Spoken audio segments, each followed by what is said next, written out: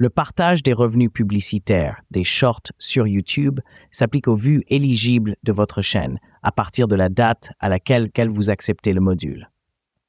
Pour commencer à monétiser vos shorts, il suffit de télécharger l'application ETS et de créer un compte. Il existe plusieurs façons de monétiser sa chaîne YouTube, et cet article détaille les méthodes et les stratégies. Les règles, les exigences et les stratégies de monétisation de YouTube Shorts sont explorées dans un autre article. Pour activer la monétisation sur YouTube, il faut être éligible au programme partenaire YouTube et respecter les règles de monétisation. Le partage des revenus sur YouTube Shorts a débuté le 1er février 2023.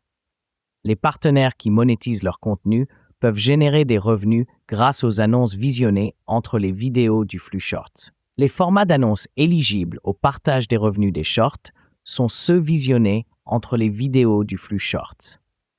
Le fonctionnement du partage des revenus publicitaires des Shorts se déroule en 4 étapes. Mise en commun des revenus des annonces du flux Short, calcul de la réserve de revenus pour les créateurs, répartition de la réserve de revenus pour les créateurs et application de la part des revenus. Tous les contenus monétisés via des annonces doivent respecter les consignes relatives au contenu adapté aux annonceurs. Les vues de shorts non éligibles ne sont pas prises en compte dans le calcul des paiements.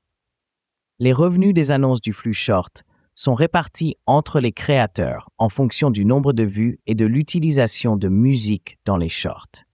Les créateurs qui monétisent leur contenu conservent 45% des revenus qui leur sont alloués. Les shorts qui incluent des contenus tiers ou des contenus remixés voient leurs vues partagées entre l'utilisateur ayant mis en ligne la vidéo et les titulaires des droits tiers.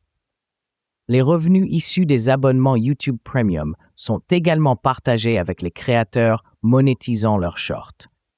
Les revenus générés par les annonces du flux Shorts peuvent être consultés dans YouTube Analytics. Les échéanciers existants applicables aux seuils de paiement et autres conditions AdSense pour YouTube s'appliquent. Des rapports téléchargeables sont disponibles dans le gestionnaire de contenu studio pour les partenaires non musicaux. Enfin, cet article répond à plusieurs questions fréquentes sur la monétisation des shorts sur YouTube.